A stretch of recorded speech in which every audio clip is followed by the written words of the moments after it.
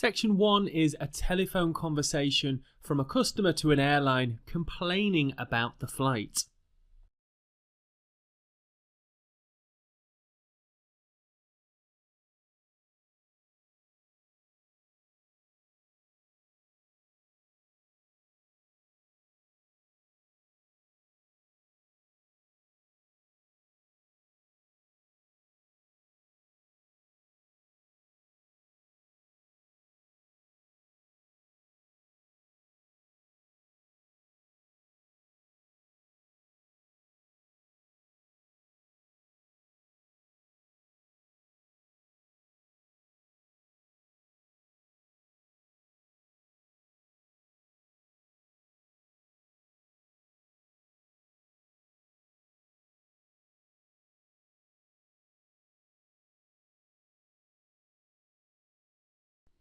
Section 1 will begin now.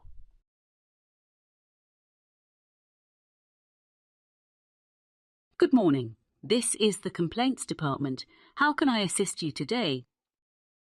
Good morning. I'm calling to file a complaint about a recent flight I took with your airline. I understand. Before we proceed, may I have your name, please? Of course, my name is Jack Dawson. Great, thank you. Can you provide me with your address? Sure. My address is 33 Hillcrest Road, Exeter. And what's the postcode for the address, Mr. Dawson? It's AL6 8GQ. Thank you. May I have a phone number for you as well? Sure. My office number is 754688. That's good. May I have your home phone number too? My home number is 798662. Are both numbers local numbers, Mr. Dawson? Yes, they are. Perfect, thank you. Now, what's the nature of your complaint? Well, I'm calling to complain about my recent flight. I always take extra steps to make sure I have a comfortable experience, like paying for extra legroom and being on time for my flight to ensure I have an air conditioner. Unfortunately, the air conditioning on the flight was broken and I had to endure a hot and stuffy flight.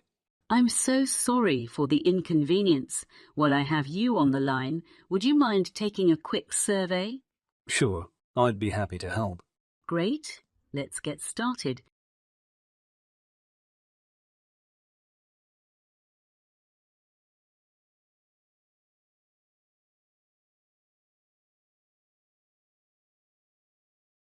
On a scale of 1 to 10, how would you rate the overall comfort level of the flight? I would give it a 3. The air conditioning was broken and the seats were uncomfortable. I apologize again for the air conditioning issue. How was the food and drink on the flight? The food was just okay. It was small and not enough for a full meal. The drinks were good, though. I would give the food and drinks a 6. Okay, thank you for your feedback. What about the staff on the flight? How was the service provided by them? The staff members on flight were friendly and eager to help. They had a great attitude and were very patient with all of the passengers, even when they were under a lot of pressure.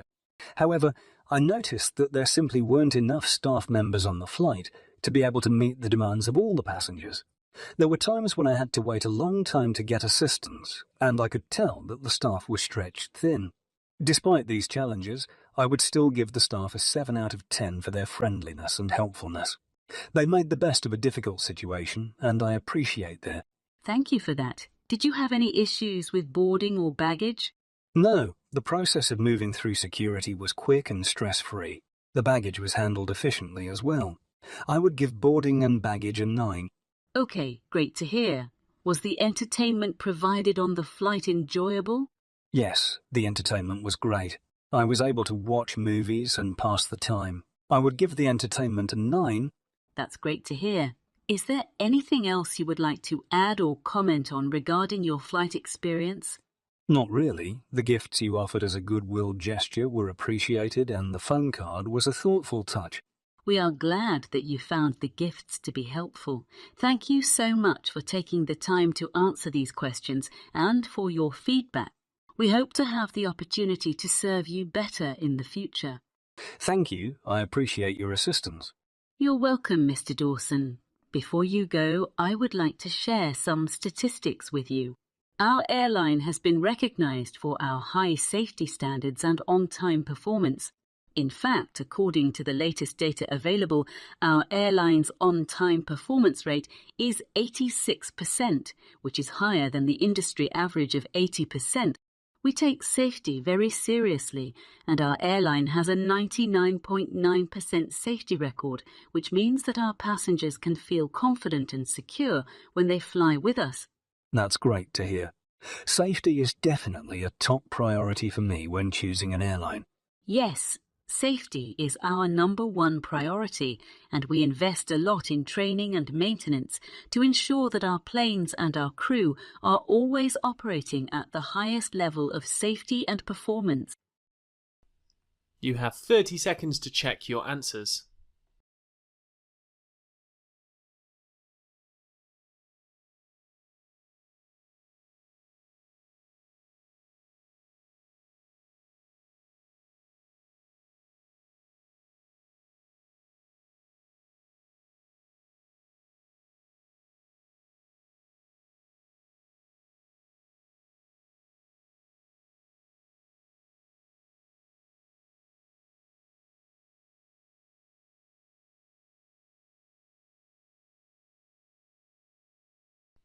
Section 2 is a recording of a lecture given on public speaking.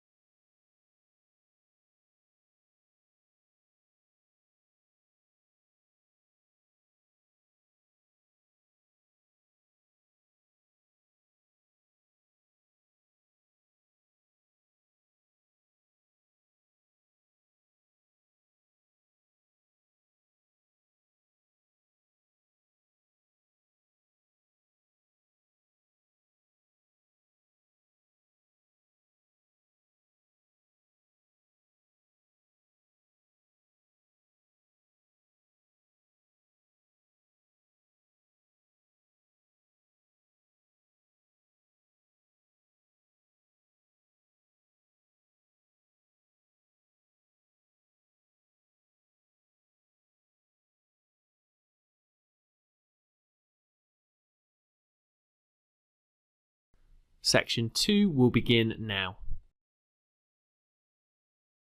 Greetings, everybody. Today, we'll be tackling the challenging task of delivering a quality speech, which is a task that many of us find intimidating. Surprisingly, a staggering 90% of individuals experience nervousness when it comes to public speaking, and out of that, approximately 10% of people are extremely fearful. By the end of our discussion today, my hope is that you'll be among the 10% of the population who feel confident and at ease when speaking in public. Interestingly, speakers often get more anxious if the speech they are delivering is of high importance. This makes sense, doesn't it? For example, you might not feel as nervous speaking to your dorm mates about proper recycling and composting practices as you would if you were asked to deliver the graduation speech to an audience of 5,000 students. So, what makes some people feel at ease when speaking in front of a crowd?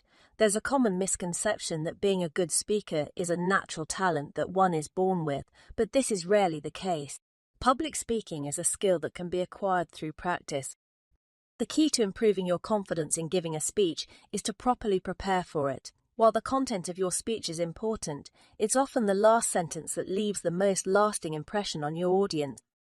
It's advisable to structure your speech in a way that leads up to this final point, making sure that your speech is well organized and your message is effectively conveyed. Once you have confidence in the quality of the speech you've written, the next step is to focus on your stage presence. Let's go over some tips on what to do and what not to do when speaking in public. The first and most crucial aspect of giving a successful speech is to capture the attention of your audience. Don't start speaking until you have their undivided attention. Remember, even the famous I Have a Dream speech by Martin Luther King Jr. wouldn't have had the same impact if the audience wasn't focused and attentive. To use MLK as an example again, he was an effective speaker because he spoke with passion and was able to engage with his audience. This type of charisma doesn't come from simply reading from a script. While it's helpful to jot down your main ideas on a note card or a piece of paper, it's not a good idea to write out your entire speech. Reading from a script for the entire duration of your speech can lead to a dull, forgettable performance, as you won't be making eye contact with your audience and won't be able to convey the emotions behind your ideas.